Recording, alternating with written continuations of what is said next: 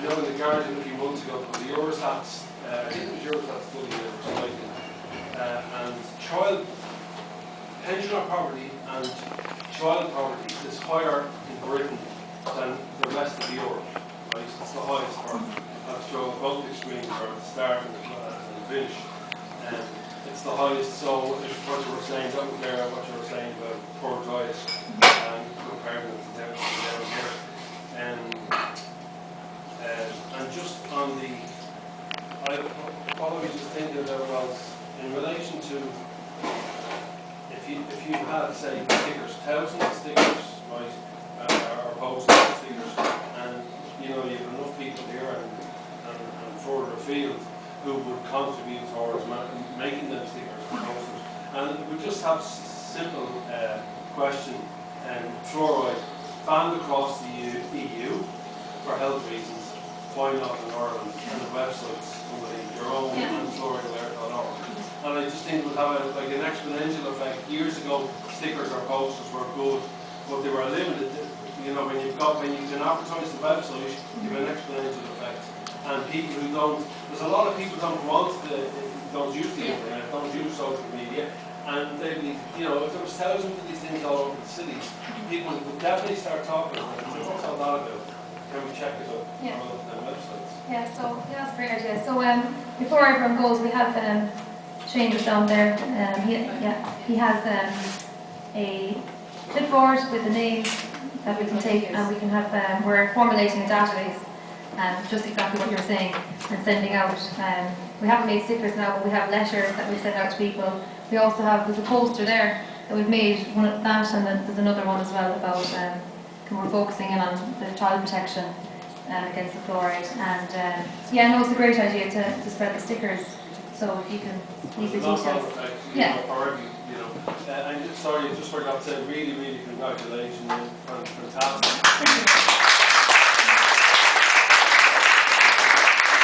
Really inspiring, and I've been thinking of this for years, and Deirdre as well for what you've done here, launching this. Great fun. Yeah. Good fun. Any on the second row there? Any questions? The lady there in blue? Actually, I'm Marie Barr, the contact. Oh, hi. Maria. I'm from the West Area, and I lived in the North City for 3 years, and then I came to Dublin, and within 2 years I had hypothyroid and what we call fibromyalgia polymetalgia. And I always was very suspicious of fluoride. But a couple of things. One is when I came to Dublin, Can everybody hear you up there? When I came to Dublin first in 2003, my sister had been living here and had 2 kids here for a while, and one of the first things she said to me was that people in Dublin have to pay for their dental care so they look after their teeth. So that throws a spanner in the works for me. That is it fluoride, or is it people being more circumspect about looking after their health? In the north, you have the other extreme where we could eat whatever we wanted, every sweet, and we didn't pay for our dental health. So it's not as simple as what the reports would say. The other thing is, I think you're fantastic, but I would love to see you getting more media coverage. I emailed Primetime and Frontline team about 3 nights ago. I haven't got a reply yet. But I gave them your website, and I gave them the YouTube link for the latest documentary in America, which is absolutely devastating with regard to the damage that fluoride is doing. And I'm hoping to get a reply from them. And I gave them a bit of background information, and I think everybody should do that. They do. If you get on the Frontline and Primetime's websites, they have a contacts link, and you should ask them. If more people do it, they'll do it. Tell them to cover this subject. Tell them that you are taking them to taking the Irish government to court. And I think if enough of us do it, it will spark an interest. And the last thing I want to say is the question, and this fascinates me. We all know that there's no altruism in the Irish government. They're not concerned about our health. We know what the record is. So why are they persisting with this policy? Is somebody making a buck out of this? what is the motive? Because it would be so simple to say, let's save the government with all the cutbacks, let's save this country millions of euros. So why are they not doing it? And that is the thing that I'm really interested in, because of their scurrilous record in the past 5 years and longer. Ask We about all the know involvement now. of Catholicism as well. Ask about the involvement of the Catholic Church Yeah. in fluoridisation in Ireland, because they are actually There's- the contributors to the fluoride issue. I'll get Sorry. The Irish government are not that Father Christmas. We know that now. We've learned that the hard way. You may So look like it, but you're not. my question is, what is the motive for persisting that policy, and is somebody making a buck? Would you like to comment on that? My mum is here now in the audience, and just to deviate, but I'll answer the question. She was running a group of transition year students last year called Would You Pay for Poison, and they went to the Dáil last February and they presented to a group of TDs about the fluoride issue to basically want to get it stopped. And the TD, Luke Flanagan, I suppose, was the only person any bit forthcoming with information. And he did tell us that he was looking into the money trail, but I would imagine it would be so impossible to try and find out. I'm sure it's well covered. But I think the whole thing with the issue now is they've lied. The lie is so massive now that it's too hard to backtrack. It's like if you created a total alter ego for your whole life and you've lied to every person, it's very hard to backtrack. So I think that's why I think it's great taking a court case, because basically going in and challenging them at the level, I suppose, that they listen to, and putting a gun to their head and saying, you have to stop this now to be in line with the rest of Europe and all the other things with food exports, and there's so much to it.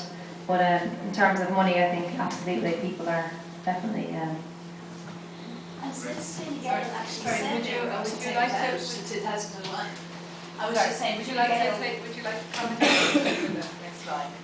I mean, Fine Gael said they would remove fluoride from Irish water in 2001. I don't understand why they haven't commented on this. I'm a journalist. I've met Aisling before. I've been interviewing people who've had brain tumours who blame fluoride. It's a guy in Dundalk, Paul Barn, who's spent most of his teenagers in hospital, and he had to learn to walk and talk. And he had a massive tumour in his brain. He believes that was caused by fluoride. There are people in this country who have illnesses they attribute to it. Thyroid illness is one of the most major ones. I run a website for people who have thyroid illness, and basically your thyroid gland can't work because fluoride ions stop your thyroid gland being able to take the iodine it needs from food, from salt. So the fluoride blocks your thyroid gland, it stops working. We have an epidemic of thyroid illness in this country and in all the countries that are fluoridated. So I don't really understand, I can't understand. I've had responses from James Riley, I've been talking to Alan Shatter about this, and actually I was really disgusted, I have to say. My parents voted Labour. Alex White is my local MP. I've written to Olivia Mitchell, who's Dublin South MP, and to Shatter and to Riley about. Olivia O'Leary has a thyroid, sorry, not Olivia Mitchell, the Gael female MP for Dublin South. She has a thyroid illness and she wears the blue badge for thyroid. I've written to her to ask them, why won't Fine Gael keep the promise it made in 2001? Why are you continuing to spend €15 million a year putting this poison into our water? And nobody from Fine Gael will come back to me. I sort of waste a lot of time on Facebook posting messages on Fine Gael, and they never go up. Fine Gael has protected its websites. So, I mean, and they do respond. I mean, I have actually got a response from the government. Padraig Brown, the guy who's not able to speak because of his brain, he actually can't even make phone calls. But I mean, he hasn't had a response to Enda Kenny. He blames Enda Kenny for I just don't understand. I know it's difficult when you've been telling the lie for a very long time, and there's a very good book in 2006 by Christopher Bryson, Fluoride Deception, which catalogues brilliantly, it's like a thriller, it's an excellent read, how exactly in the US that he's a BBC journalist, took 10 years old to write this book, and it's a fantastic book, and I believe it's a film too. And you mentioned, I believe the one you're talking about, is that Fluoride? Fluoride Gate. Has a look at that, and I mean, the pattern you see is that government scientists have this realization of how toxic this substance is, and they try to change the system from within, and they get sacked. Phyllis Mullinax is a PhD student, researcher who got sacked. She worked on rats. She noticed after giving rats fluoride, they couldn't remember their way around the mazes. She tried to publish this, she got sacked. There is a pattern here.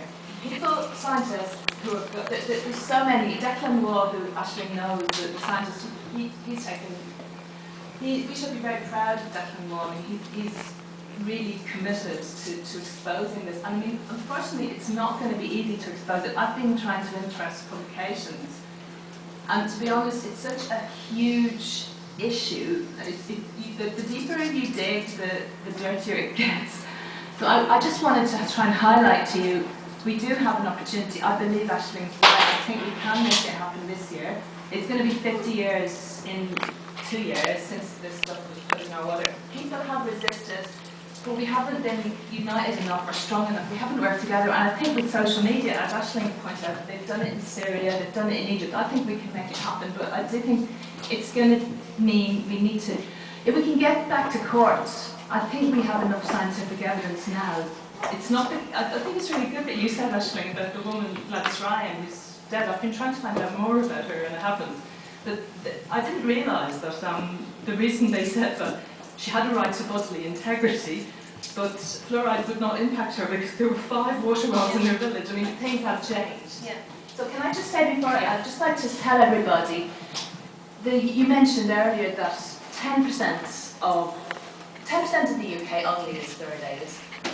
They've just set up Irish Water. There's 30 pages of debate on the Senate website about this new body. We're going to have to pay for water. People were thrown out of Dublin City Council last night and South Dublin Council for protesting about water charges. They set up this new body, Irish Water, to make us all pay for water. So we are going to have to pay for it twice.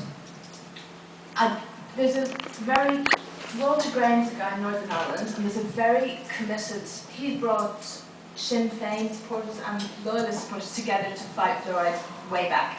I think we could do that again, but in the next month, there's a group on Facebook as well, the Northern Ireland group, and there's a meeting in the next 4 weeks. Basically, people in this channel as well, there are TDs, Fine Gael and Labour and other parties who have been trying to get fluoride out too.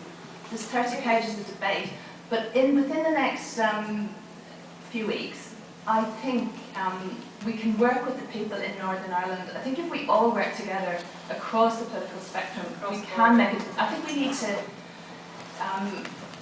look at the ways of doing that. Thank you. No, you're very good. Thank you. Thank you so much. That's all very interesting. There's a lady back here who's been waiting. No, I just passed the mic straight back to lady in the black shirt.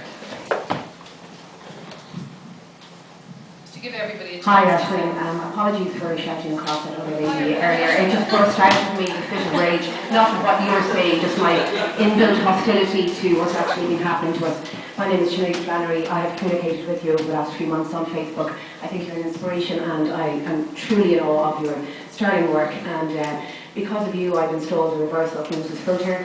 I've been updating my Facebook page now for about 2 months daily on the toxicity of fluoride in our water. I've been savaged by several people I've worked with, friends of mine. My dentist has laughed at me. My doctor accused me of becoming paranoid and delusional. But I'm not, and we're not. And all I can say is, you know, if your pineal gland is calcified, it stops you from being attuned to the forces that are, the nefarious forces that work here that are attempting to keep us in the dark. My thyroid gland is atrophied and has been since I was 11 years of age. I've been on thyroxine since I was 11. I also have dental fluoridosis. And for years going to the dentist, I was told that I was bulimic. I'm not. Or I wasn't brushing my teeth. I am. And so it's this whole big conspiracy. And I think it is important to mention that that asshole over there is an undertaker. Yeah. An undertaker. Yeah. Yeah. You know, Jesus, Mary and St. Joseph, these are the kind of gone beans getting paid £400,000 a year to poison the rest of us. And we want to mention James Riley, and I also think it's really important as well to mention that the legal profession who's involved, Professor William Binchy, what's his agenda? And also the fact that the Catholic Church bishops were the ones who sat on the original committee to bring water fluoridation into Ireland, to use it as a chemical kosh to keep us submissive. as we were on the perimeter of Europe. We don't have an armed police force, and we also don't have a large military force. So we have been used as a test case. We use fluoride in the concentration camps. We need to wake up. 97% of Europe is not fluoridated. It's banned in most of them, if not blocked, but banned, especially in Sweden and places like that, and Switzerland. So, we all have a duty of care now to ourselves, our children, our friends, our families, the citizens of this country, our brothers and sisters here. We have a duty of care to spread the word, and I think bumper stickers are a brilliant idea for those who don't use social media. And thanks again, Ashley, for all your help. And I have said on my Facebook page, actually, I will stop now, I promise, but I've actually made a declaration that I will go to jail. Overpay. I will not pay more charges. I will go to jail.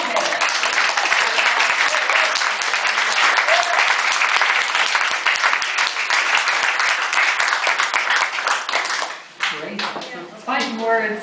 Brilliant. Absolutely brilliant. That's the fluoride. I just want to make sure that we get to everybody here in a little time, about 10 minutes. So I have 1, 2, 3 people that want to speak. So we'll start with yourself. I just ask people to be brief because we want everybody to get a chance. There's lots of people that want to speak. Thank you. Just a very simple question. How effective are the over-the-counter water filters like you might get in the supermarket? How effective are they at removing fluoride and other chemicals from the water? And if they're effective, which ones would you recommend? Thanks. A very good question about water filters. The water filters that will remove it are either water distillation units or reverse osmosis. So you can't buy them in the supermarkets, unfortunately. You get them plumbed into your home, and they'll be under the tap, under the sink, and you have an extra tap then, so you can use that then for drinking and cooking. The only thing with the water distiller is that you have to boil the kettle and put it in, so it's a bit more labour intensive, whereas the reverse osmosis, you have the free flow water. I know there was a filter, Shan, about a filter that was saying that it was removing fluoride, but there has been tests being done by Dublin.the, and he showed how it wasn't actually removing it because the fluoride ion is so fine, so it has to undergo either reverse osmosis or the distillation process.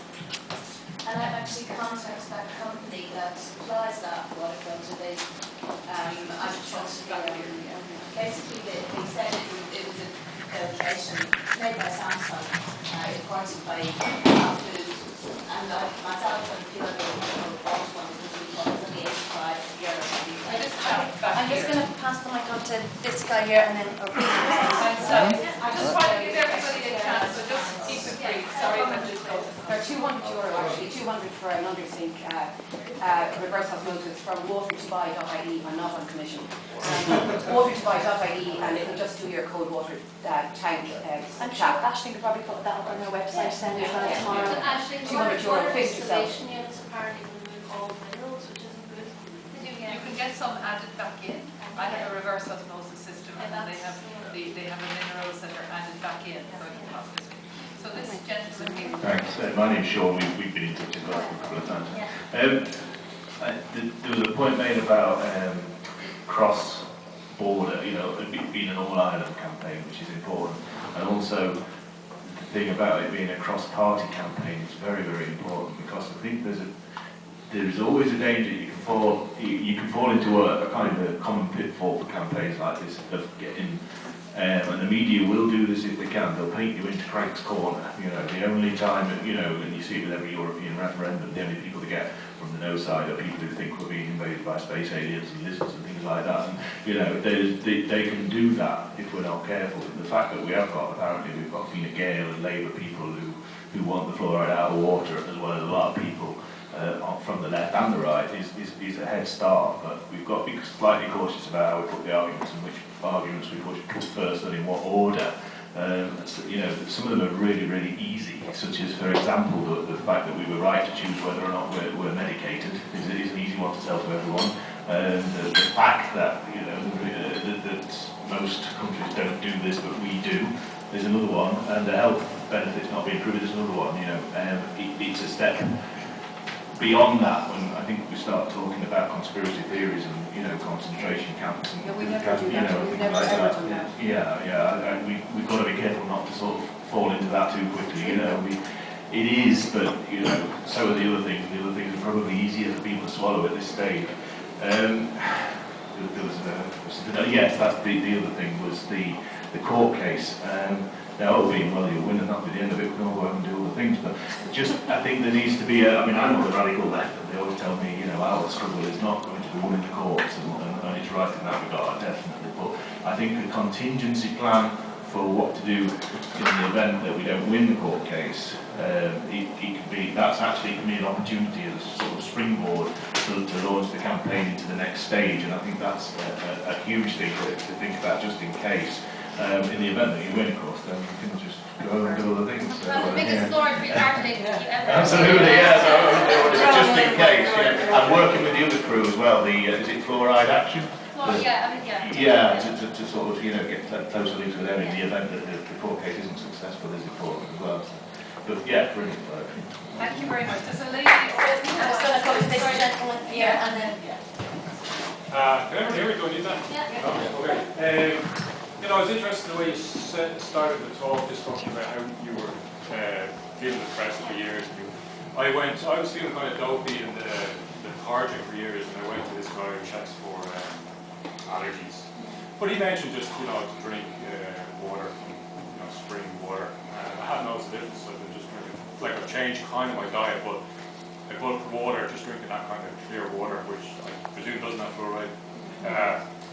So it has been noticeable in me. But my point is, if you do win the case, and does that leave the government open to lawsuits then from, like, some people who suffer from brain tumours? That's what they're worried about. And like with disaster, because you know with the Michael Lane thing that's going on now. But so would that stop anyone? Or? That's why they won't change. That's why they won't do what you don't win. Comment on that, Ashley? A good point. Yeah, I would say that would be a concern of there, especially the fact that they're saying that almost 40% now of people in Ireland have the dental fluorosis that you were mentioning. So this is being directly caused by fluoride, and it's a sign that the body's been overexposed to fluoride, and your teeth are just your outer skeleton. So it's obviously it's a biomarker that your body has become overly saturated with fluoride. So I think the government, yes, must be wary that there's many people that will start to, I suppose, become aware that the fluoride may have been a contributing factor in their illness. But the rest of Europe, you see, also had policies of water fluoridation, and they stopped, and there was no problem with lawsuits. So, you know, there's one hand you could say they might be fearful of that, but on the other hand, the rest of Europe were putting it in, and I suppose places in Canada that are getting it out. There isn't any issues with lawsuits that I've heard of. So.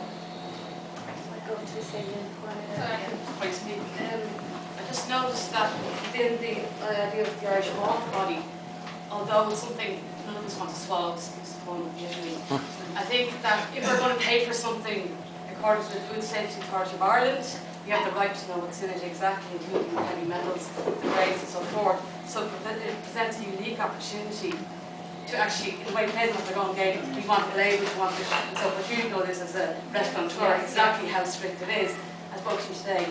There's new, I don't know whether fluoride could be seen as an allergen. I'm sure most of the toxicity that you mentioned could be. From 2014, is a new European directive whereby anything that's an allergen has to be marked on anything you buy, that you ingest, like your food, drink, everything else has to be marked by European law. So it is this unique, with the food, with the beef problem, there's a really short window of opportunity where you can chase this with your local TVs, because in that case all the water has been used to spray the meat for the food industry that we're exporting. We're actually adding a lot of heavy metals and things that the rest of the European Union, or our main export market, do not want to have. So if that goes out into the media and people start clicking it together, it's a real opportunity right now. So I don't know, maybe you can think more about that, Ashley. It's just an idea I had today. Looked into it. So.